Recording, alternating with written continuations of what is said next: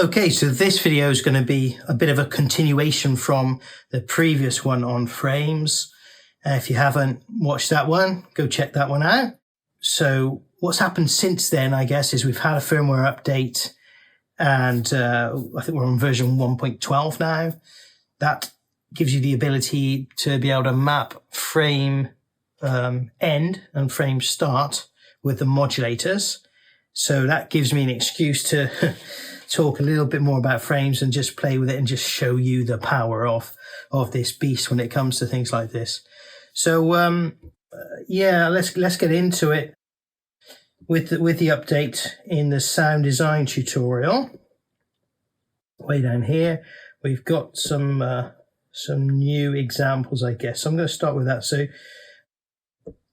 this timbre, as the description will tell you, starts off with a sine, and it sweeps to a square, and then it sweeps to an impulse through the frames. Here's all the different frames, and you can see just the first frame is just a simple one, and in fact what we can show you here as well.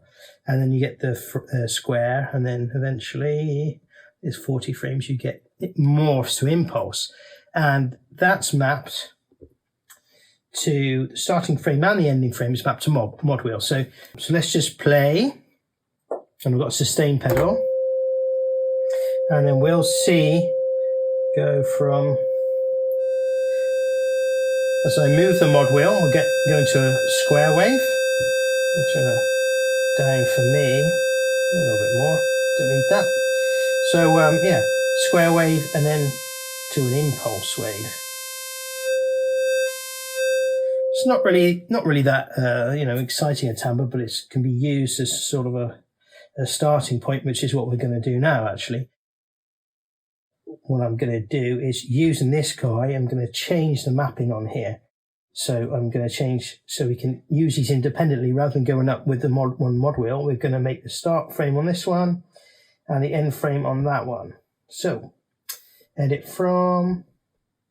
Go to MIDI CC, because this is a MIDI CC controller. You could use any one. We're using this little box of tricks by Akai. If I press that again, I'm going to arm it. So I could I could dial it to 16, but I just arm it, and you can tell this one's not endless, which is quite nice in this context, because you can tell that it's going from 0 to 127. Good, done, and we'll go back, and we will change the ending frame from mod wheel. Just the same way, choose, and then we're going to do this one, arm it again because I'm lazy, but that's fine. It's not really being lazy if it works quicker. So now now I can play something. I'll find my sustain pedal again, and I'm changing that. Even better if I got this guy to loop. And what we'll do on the loop is we'll do a ping pong loop. You see that? So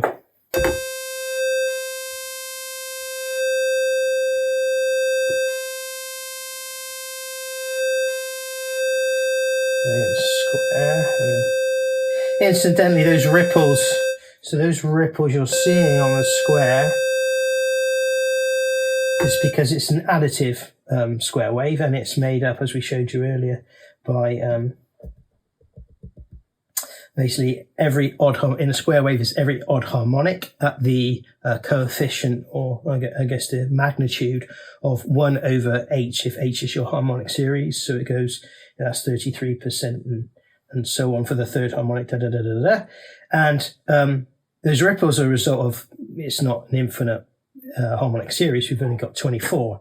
Now, whether you'd hear the difference between a pure square wave, you probably wouldn't, unless the frequencies was really low of the square wave. Then you might be able to hear some of those, the difference between some of those harmonics being missing or not. I'm not sure. As soon as you put it through external gear, you'll get some low pass filtering of those high harmonics anyway. This is showing us the waveform coming out of here. But if you wanted to get, it's a bit of a digression here, but if you wanted to, you can use a subtractive super square. If I put that to one voice, that's giving me a much purer, well, it's a continuous wave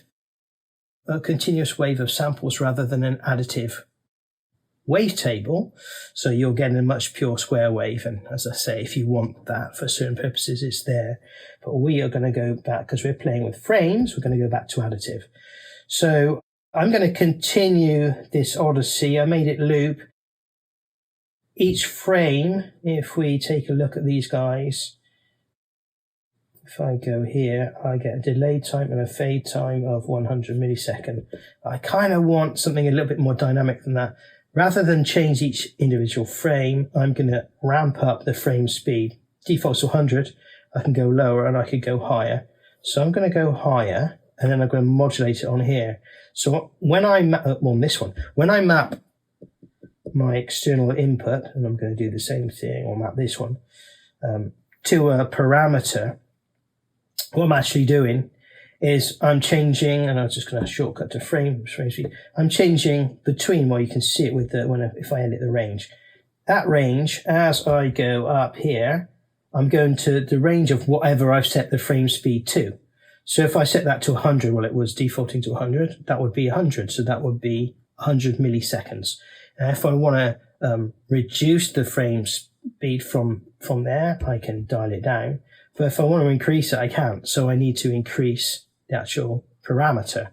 That is opposed to, we may have covered this before, the studio effects that sort of sit here, I guess, where if I want to map one of these effects, I'm mapping it to whatever it is. The chorus, the FM amount, etc., is just that parameter on a knob. So we're not doing this. We're playing with the modulators, and we're going within the thing. So that was a long-winded way of saying that I'm going to increase the speed from 100.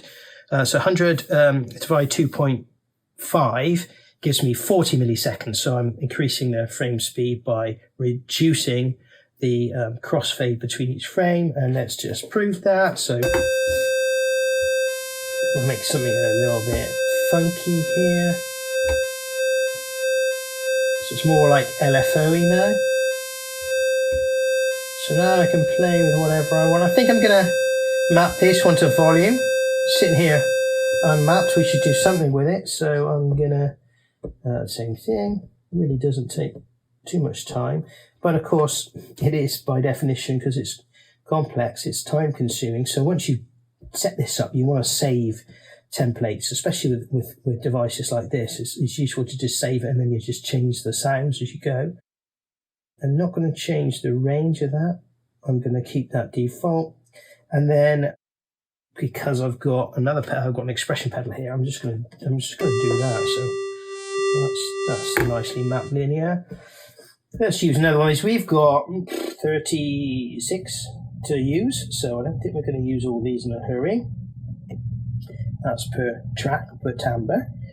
Edit from, we'll go back down to this one. It should be CC11 on this guy. Move that, yeah. Right, 0 to 127 on CC11. Perfect, done. And edit 2, and I want to do a filter cutoff. Perfect. Now, of course, I want to actually add a filter, so I'm going to try with a low pass filter. Let's sustain on there. I'll grab that up. That's pretty good, but the sweet spot, I want to improve the sweet spot. You often find with the filter cutoff, you want to do that. So edit the range, change the shape, go down between 10 and, right, let's try that. Feel more aggressive, alright. So now I can see the waveform in here.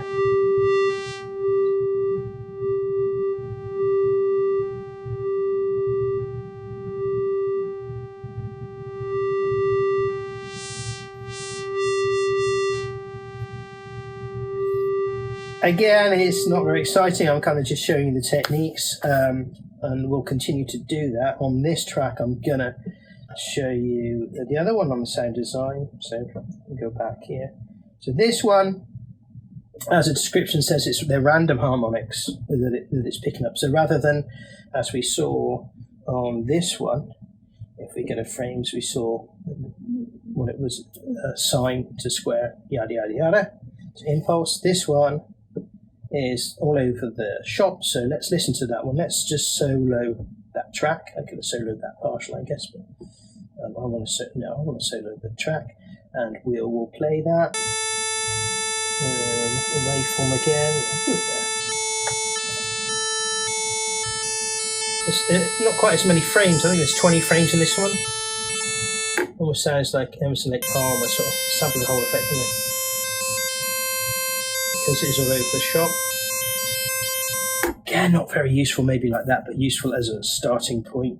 So I want to do the same thing. I want to basically map the frames and to the start and the end. Now there's different ways I could do this now. I could just go through that mapping again, or I could, I don't know if it's cheating, but what I could do, take that solo off. I could just copy this again. And then in here, what I want to do is put that partial. So I'll cut that one. Let's see if I can get this right. And then I'll put the partial into this one. And that one I don't need anymore. So on here, I should have, when I go into the frames on this guy, or the random frames, when I go into here, I should have these things. The only other thing I'll need to do, because the template didn't have this, was put the looping on again. Correct, yeah, so the loop. So again, I'm going to solo this one and we'll listen to it now.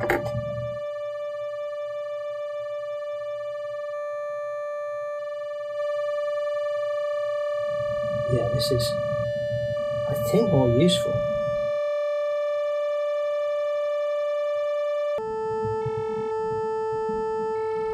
Of course, if you go, that one's lower than that one, you're just going to get one frame. What are we going to get?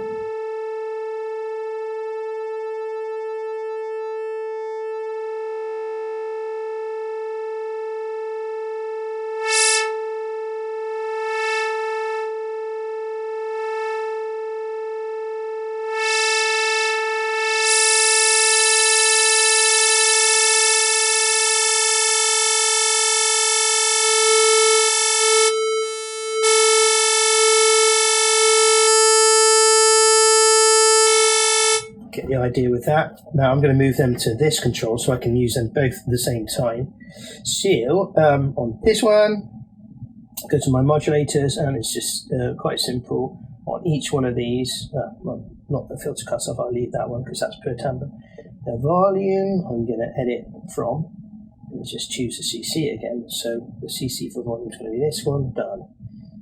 Back, we'll go up to the frame speed, edit from, I choose CC again, press it twice and it arms it. Frame, did I get that one? Yeah, that's frame speed. Done. Bear with me. Volume, yeah, I got that one wrong. The volume should be here. Edit from, edit CC, press it again. Done. Back, and then we're going to do ending frame, edit from, edit CC, press it again, the edit frame there, do it in reverse, just deliberately trying to confuse myself, I guess. And we're starting, edit CC. Right, so now, let's not solo them, play a note, press my sustain pedal.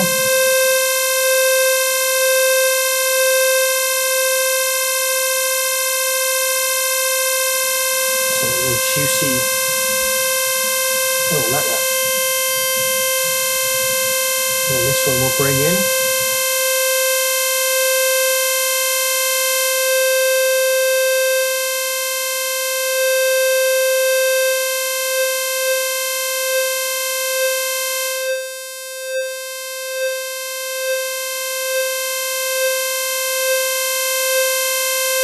So we've created a manic kind of drone.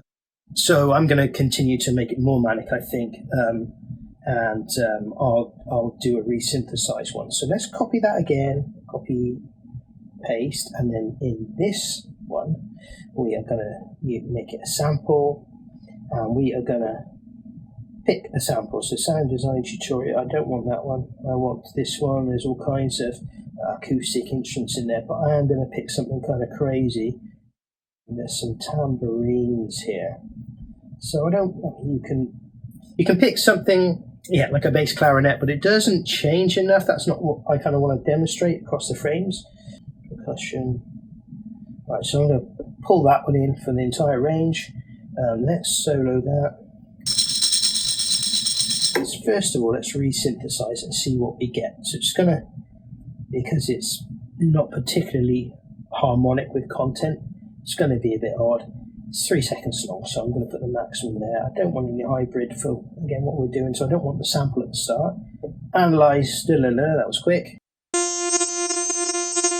That's a resynthesized tambourine. There's a resemblance, but it's, you know, it's struggling to reproduce the percussion in 100 frames. It's never going to do that. But that's something that we can work with for this. Yeah, okay, so we've analyzed it. Now I'm going to change it so that this one's controlling it.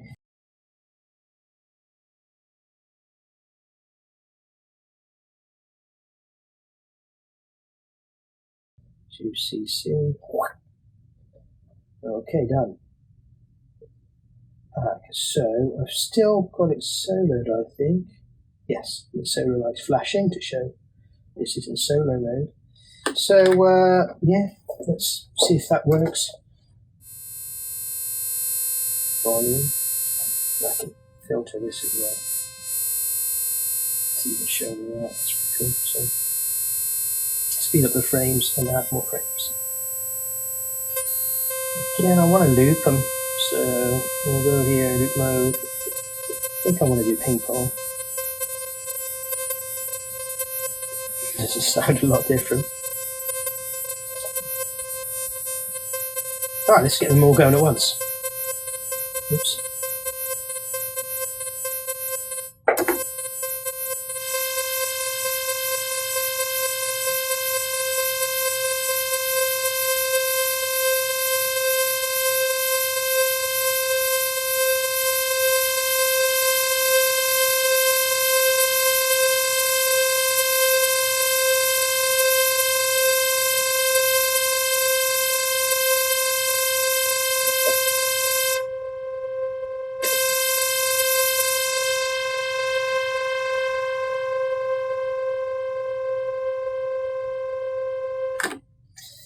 Get the idea with that. Let's go even more crazy. So in this one, we'll copy it again.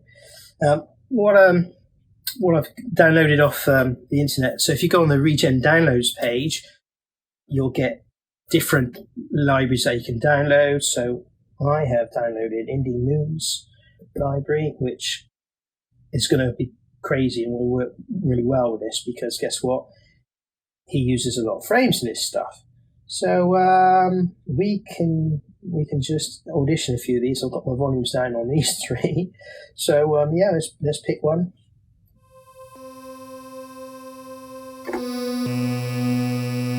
As I said, it's, you know, full of frames. No idea what one will be the best.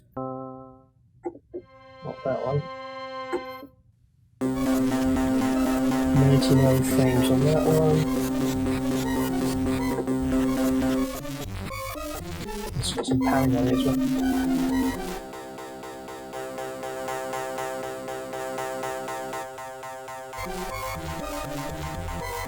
Pretty neat. So we can copy these parcels in, or we can just recreate that again. So I think I'll just copy this one. 5 I wanted. Or do I want that? That actually hasn't got many frames. That's just a simple... Yeah, we'll leave that one for now. Let's go find another one. So I'm going to cut that one. Let's just go down here, find another one we can steal from. Why don't we just see what they sound like? I guess I don't want to repeat him.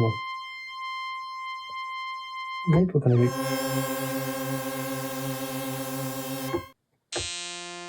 Yeah, that one I like. You can spend hours clearly on this, but I'll copy that one into this one. There we go. And then I'll just clean up after myself, get rid of that one. I could even put that one here. So if we recap, we've got the template that we did a sine to a square to a ramp. We got the random one in there. We've got the resynthesized tambourine, and now we've got a couple of partials that I took from Indie Moon's library. And so in here, we're going to look and check what he's doing for looping. So there's a loop with a tail, that's fine. So that just means it loops and then the tail finishes. So let's just stick with that. We can mess with the frame speed, but what I need to do, both of those at once, what I need to do is change these to our fourth one, and you can keep going. We've got 12 tracks, and actually the power comes where I could actually copy these partials and put them into the same timbre. I could have all of what I'm doing just on one track actually, but it gets, I don't know if it gets trickier or not, because it gets more laborious, because when you have these, now you have to edit the range, you have to zero everything else out apart from the partials. These are all partials, right? So you'd have to press that. Not that wasn't very clever, was it? But yeah, anyway, you'd have to zero out anything you didn't want to behave. So the magenta is selected. I would just take those down to 0 and then just bring them up for whatever partial I'm on. So I mean, it could have even more than this. There's obviously 12 partials per track. But to demonstrate this and to stick with that, we're going to just keep going with this. So track 4, I'm going back to here. I'm going to start it the correct way. Edit from, edit this, choose my CC, done, back, and then we're going to edit that one, edit from, choose my CC, perfect, edit from, back, and then a frame speed, edit, choose the CC, and the frame speed is third one, done, and go back, and then we're going to do the volume, edit from, choose the CC, and we'll do it again. So now I'm done, back. Now I was just thinking then what to do with that filter cutoff. I don't really need a filter on all of them, but I'll keep it there for now. But there's basically 4 track filters, and I'm not sure I want them all of these tracks filtered. Anyway, let's see what we've done here and check we've done it correctly. Bring this one up. I'm definitely going to take the filter off of this one for now. And I'm going to change the loop with tail to loop on that one. And on that one too. Put a volume envelope on this with a, which one are we on now? Peak and sustain. So I'm going to bring that one up. It's probably what I needed to do actually. So we can put this one up. Let's just go back up there. Yeah, get some juicy stuff there. That one's the same. Okay, so now we've got something weird looping. One's really drony. So I'm going to bring the drony one down. Nothing wrong with it.